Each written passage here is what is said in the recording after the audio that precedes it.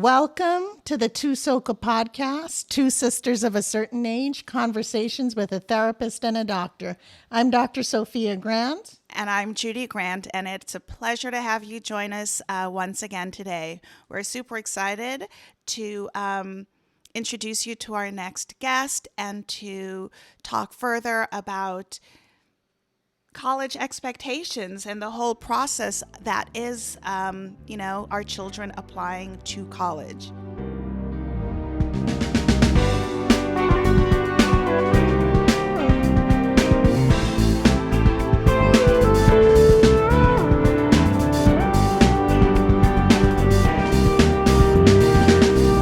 Okay, so Kina Lane, I've known Kina for 19 years, and Kina Lane helped my youngest navigate the whole college experience. She's here today to talk about navigating college and career planning efficiently and peacefully.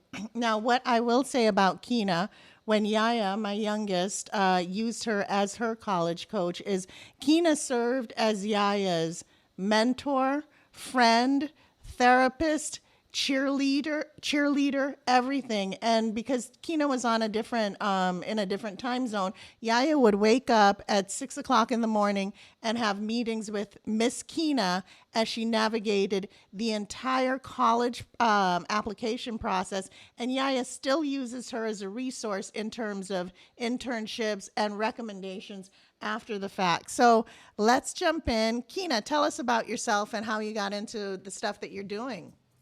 Sure. Thank you so much for welcoming me on your platform. So I started out teaching. In the Los Angeles Unified School District, and I taught a class called Education Career Planning, which at the time was a required course for graduation in LAUSD, and it was essentially college readiness, career readiness, but I although I don't want to say anything negative about LAUSD. I believe they have the course in a different capacity still to this day. I felt like it was very cookie cutter and missing a personalized, individualized element. And so I took elements of that course and made it my own, and began providing more individualized support to students after school. Mm-hmm. And fast forward, that was in 1997. My goodness, that's a long time ago. Really fast. Right. That's a long time ago. Right. So, and I've had other careers. I coached individually on the side through congregations, through after school programs. And it wasn't until 2016 when I found myself searching for employment. And my mom said, "Why don't you just do what you do full time?" And I didn't know what she was talking about. I said, "What do you mean do what I do? Like what? Like do what?" Because I didn't even consider what I do as, I didn't consider it a career or anything. Right. And she's like, "With the kids, like you're always talking to the kids and helping them. And like, why don't you just do that?" And I thought, Mom, you know what? That's a good idea. Right. So in 2016, I began to organically build my practice. And to date, I have not advertised. I've grown. It's been such a blessing. I've grown organically, and I've been attracting amazing families and students and university partners and nonprofit organizations. I teach part-time now for New York University in a college readiness program. And so that's essentially, and that's the quick story about how we got to where we are today.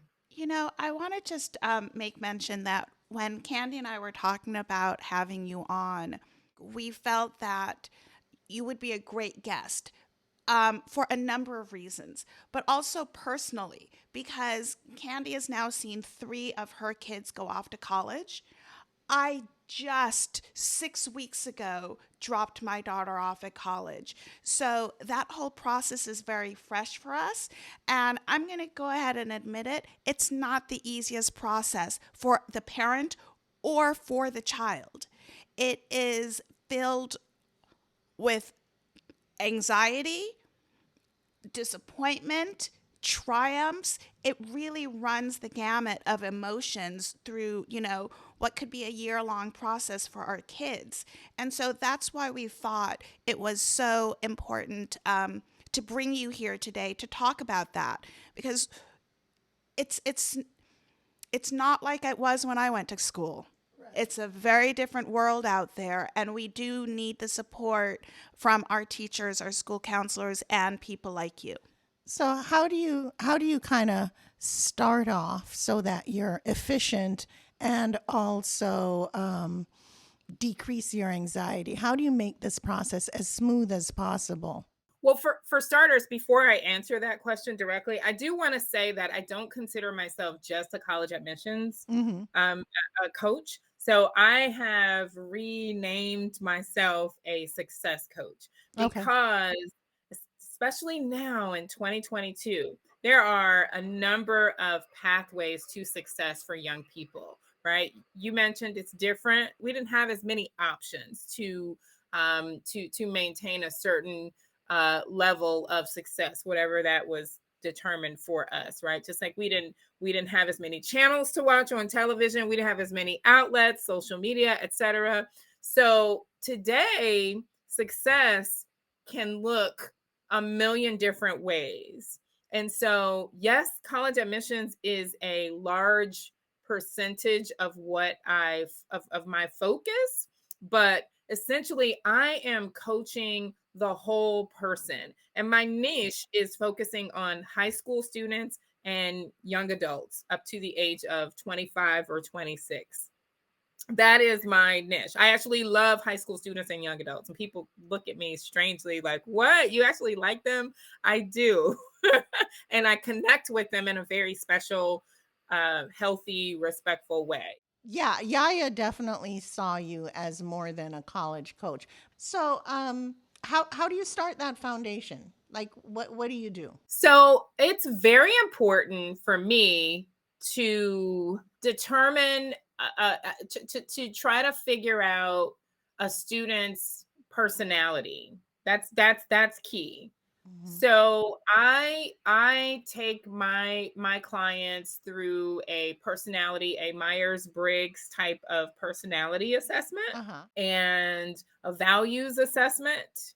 And we walk so similar to so my practice, believe it or not, there's science behind what I do. Right. And similar to the way you assess a new patient Right. or a new therapy Hmm. client, I'm essentially assessing a student. So I take into account their academic performance. I'm evaluating if there are any extraordinary needs. And that could run the gamut from special education support to the student is gifted and anywhere in between. Personality is more than just introvert versus extrovert, Right.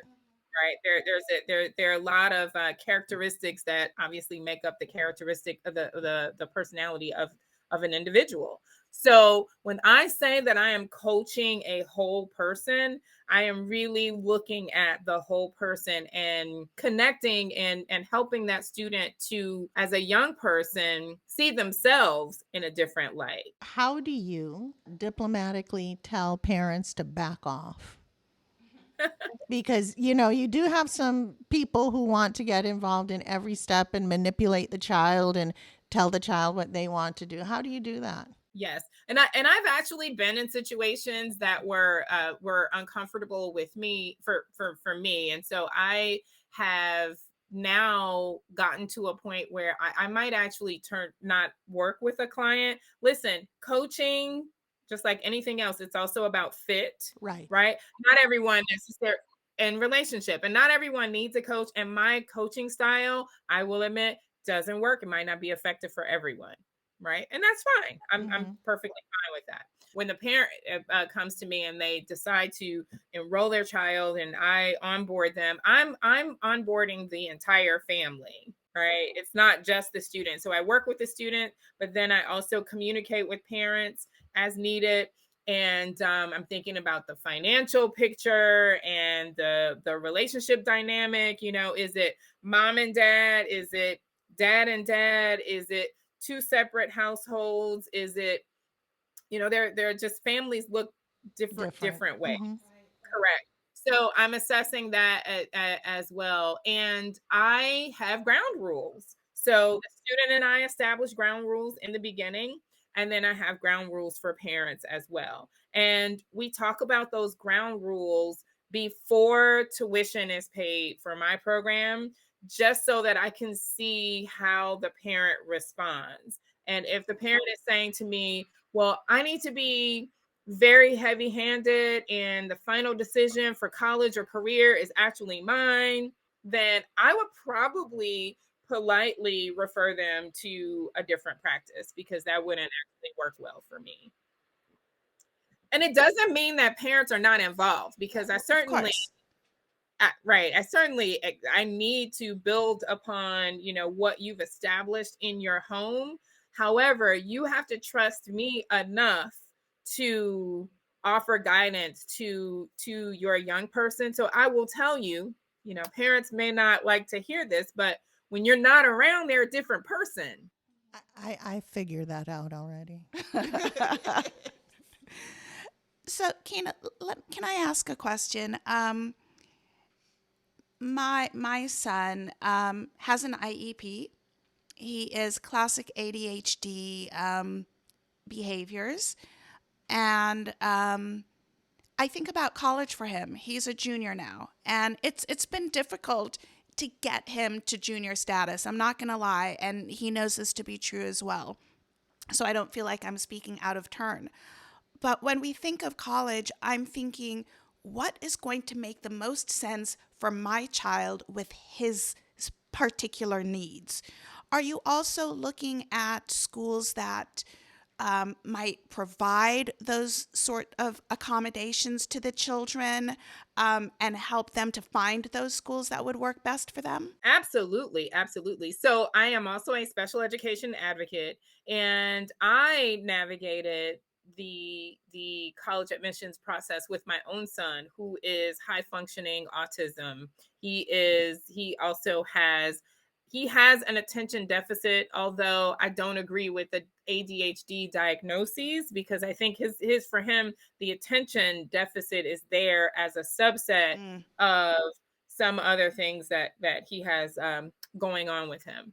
And he's a student at the University of Delaware with a number of resources and accommodations in place. And I will say this: there are universities that do a very good job of accommodating students, and again, the spectrum is broad. You have extremely high functioning students who just need a little. Once you get to college, honestly, everybody needs some type of accommodation, Mm-hmm. right? They may not formally be, like have an individualized education plan. For those of you who don't know what an IEP is, but at some point, most people need some type of accommodation. Mm-hmm. Accommodation can be as simple as, this is I highlight and I need to study in a particular location. Mm-hmm. So Mm-hmm. and no one really cares. We can all agree, no one really cares how you complete your work and how you earn your degree, as long as you are not cheating, Mm-hmm. right? I don't Mm-hmm. condone any cheating, but as long as you're not cheating, no one cares. If you need to do your homework while standing upside down on your head, if that works for you, Right. then fine, great, that works for you. So to answer your question, yes. So I'm very good at, because I've experienced it myself. I navigated not just the college admissions process, but K through now the age of Mm-hmm. 22 with my son. So I oftentimes know how to recognize what students need, like what will help them and what language the students need to use when requesting Great. accommodations and when negotiating. That's very important. And I work really hard to get my students to understand and accept that it's okay to need support. And I will say Absolutely. that Hmm. I feel our students of color in particular struggle with that, Asking for help. asking for help. They tend to feel like they have to do everything on their own, Right. and they don't build community, and they don't tend to, just automatically access resources for mental health. And so I'm trying to change the narrative. And my students, the students who work with me, they leave my program with an understanding that accommodations, mental health support, health and wellness is just a part of your education, just like everything else. Amen to that. Yes. Yeah, Yeah, and you need to learn to take care of your mental health right in those college years so that you don't become a burnt out adult. correct. Yeah, so Correct. so going back to the Myers-Briggs, after you do the personality test, what's the next step? So after the personality assessment, and then I take the students through what I call a SWOT analysis. Mm-hmm.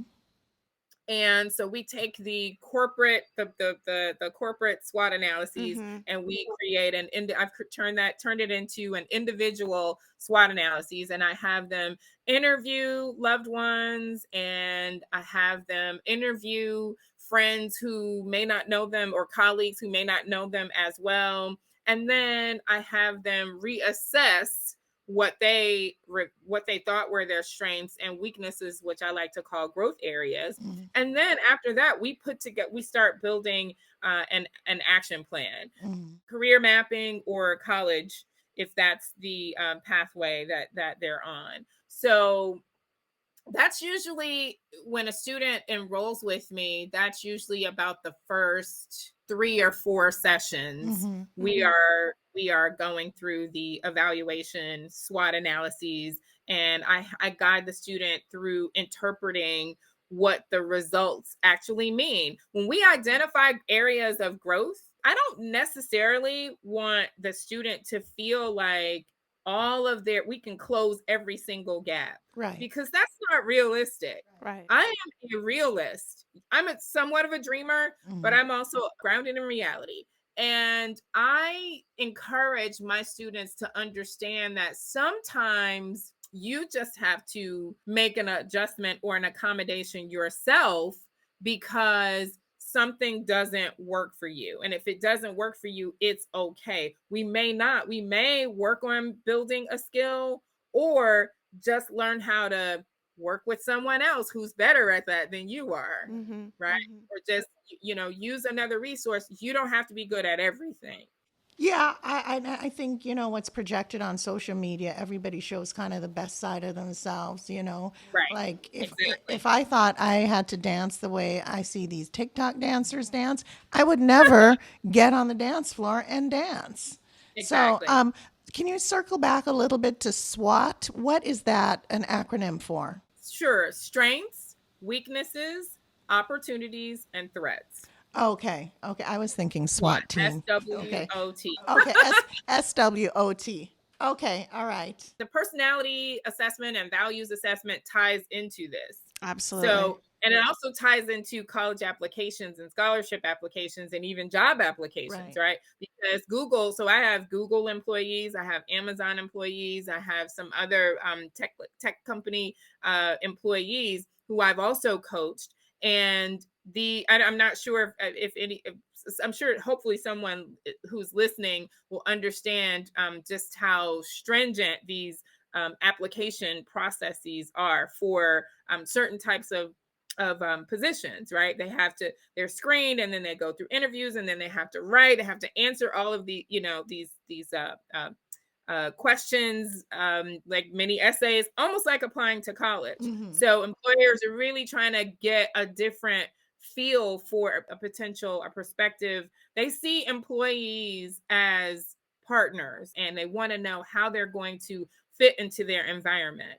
In fact, I'm going to throw something at you. Oh gosh. Many employers, what I'm hearing, they're not valuing college degrees as much.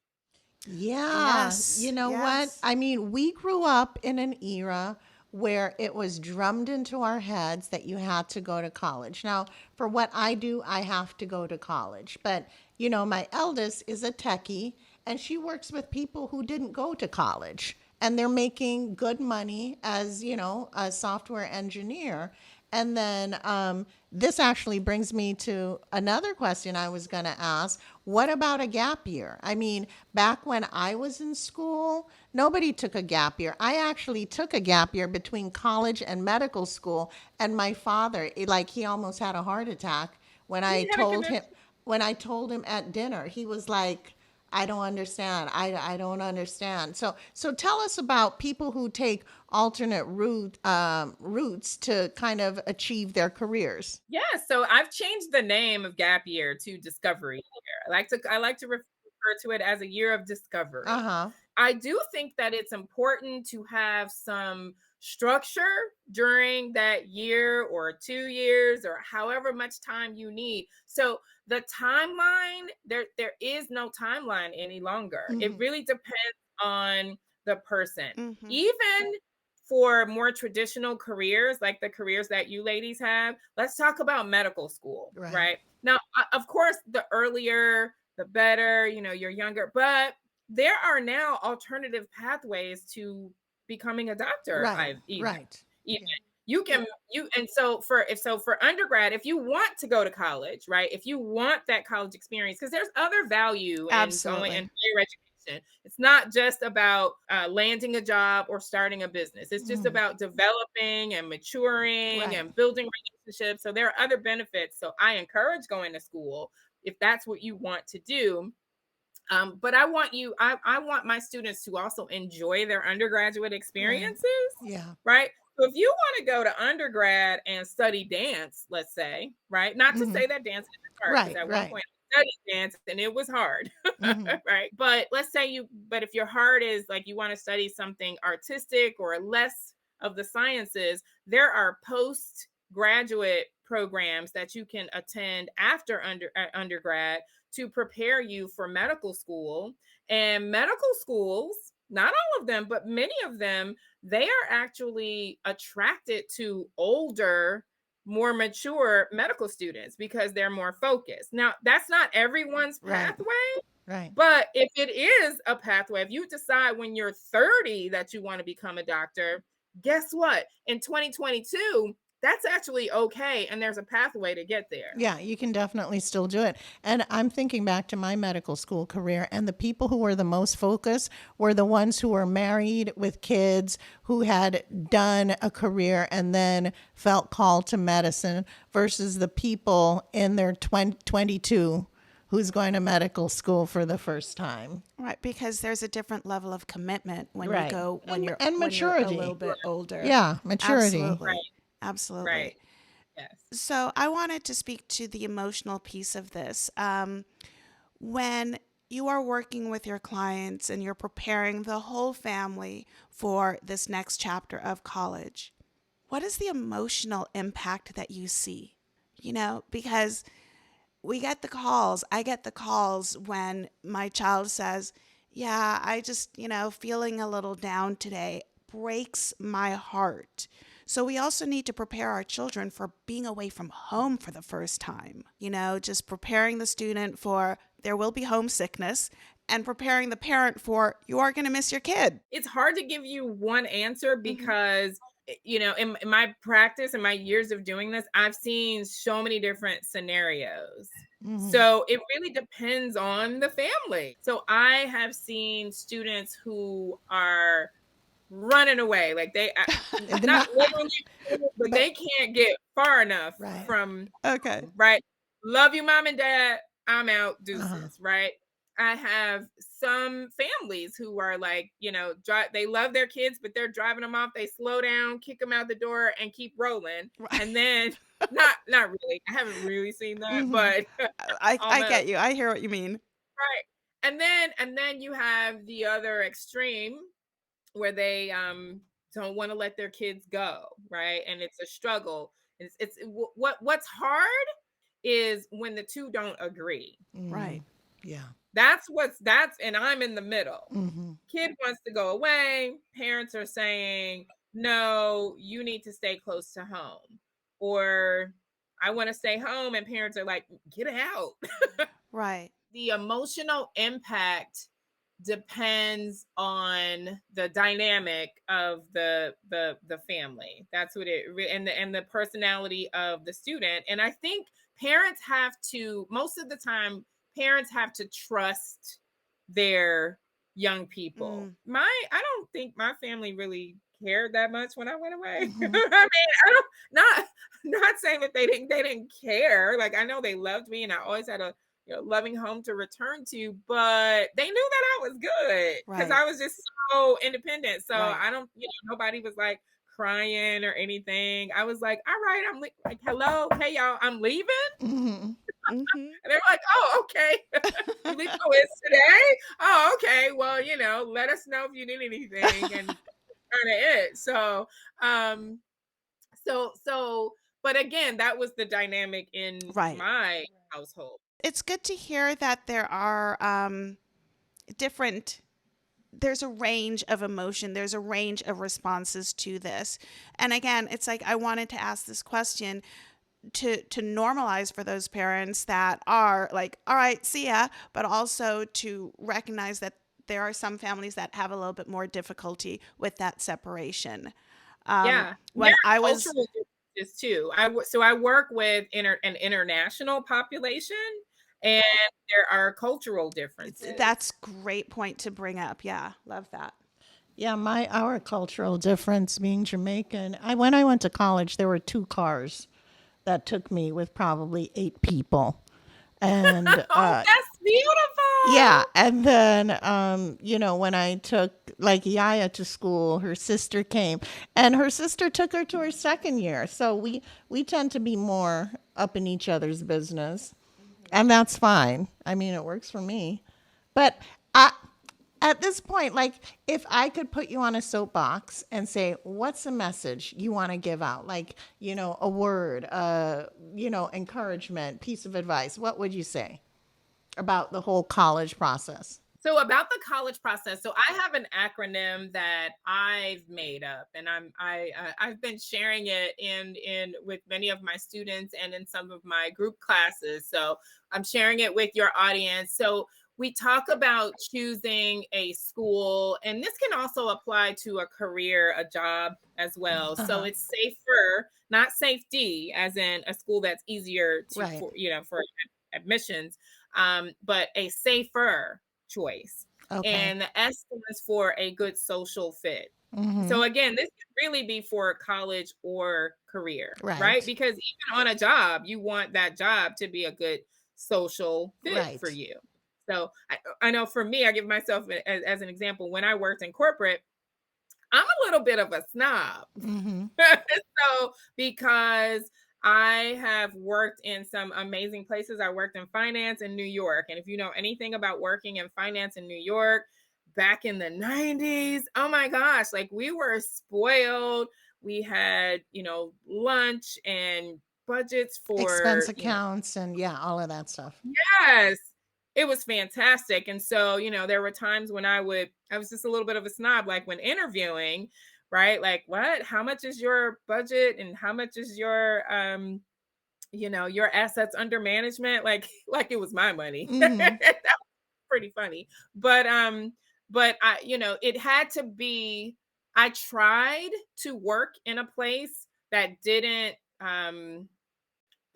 match what I was used to. And I Mm-hmm. performed well in those Right. places, right? So it's not like it wasn't get fit for me. I needed those like a place that was resourceful, and nothing down on people corp companies that don't offer those types of resources. But I realized for me that socially, I needed to be in a certain environment Mm-hmm. if I'm going to go to work every day, right? Same for a college. So social fit, the S is for social. A, academic. And again, even in when we're talking about career, so college academic could mean the academic approach, the methodology, right? Yale, let's talk about Ivies really quickly. Yale, their methods and the way they structure their classes are actually very different from Cornell. That's why I cringe when people apply to all 8 Ivy League colleges, because they're very different. I'm like, do you even understand like the difference between Penn and Dartmouth? They're like night and day. Right. Then there's, so say for SAF, there's the F stands for financial. And financial is tough. We can have an entire discussion around financing. There are approaches to finance. Like what I tell my families is to understand that most highly competitive colleges do not provide any merit award. Right. There are competitive colleges, but the highly selective ones typically don't offer any merit award, because who would get it? Who would get a merit award from Harvard? Because everyone who goes to Harvard is hot. There are like the Claremont McKenna's and Tulane, USC. There are some competitive colleges out there that do have merit programs, but most of them don't give merit, right? So the E is for that emotional support. So resources, which is what the R stands for. So emotional and then resources. And those resources can look a number of different ways. It can be academic resources. It can be athletic. It can be academic, athletic, or study skills, or cultural, or just resources a number of different ways. And then the E, that emotional support, is there. How does the school focus on wellness? Right. Right, which could be a whole other topic. Yeah. So safer. I think that if every person is at least thinking about those five components, more than likely they will make a decision that's healthier for themselves and for their family. Wow. Well, thank you so much. That has been chock full of really good information. And what I love about the SAFER is that adults can carry it into workplace and job interviews, and you can, when you're making a decision. But thank you so much, Kina, for being on the show today and sharing your knowledge. And we hope that our listeners will glean some good information. I don't see how they couldn't, Candy. Right. Now, do you have a book? Do you have a book that you can recommend? Not a book, but I do. There are a number of amazing resources out there. So one, they can reach out to me. And how do they reach out to you? hello@nextu.io. So NextU as in what is next for you. hello@next, Next, the letter U.io is my email address. nextu.io is the website. And Grown and Flown. Oh, are you familiar? Yeah, Grown and Flown? I think that's a great community. And that's an online community. That is an online community. Understood.org is an amazing, amazing resource. The organization I participated in, I ride my bike almost every year in the TD Bank 5-borough bike tour. And understood.org is one organization that I raise money for by riding my bike. And so they have so many valuable resources for navigating education for students with differences and varying abilities. And I find some of the information is even just helpful for students in general. Right. That's great. All right. Well, thank you so much, Kina, for being our guest and sharing your information. Thank you so much, Kina. Thank you so much for having me. Thank you so much for joining us today on the TUSOCA podcast. Today we had the pleasure of hearing from Kina Lane as we talked about the road to college, the application process, the resources that are out there, what she provides to her students and to the families. And it was chock full of wonderful information and truly an education for me as she shared the different facets of the process. And between my sister and myself, we've got 4 off to college, so we can relate.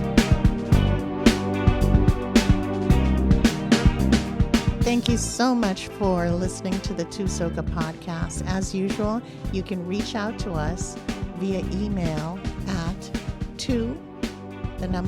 sokapodcast@gmail.com. As usual, like, follow, share, and comment.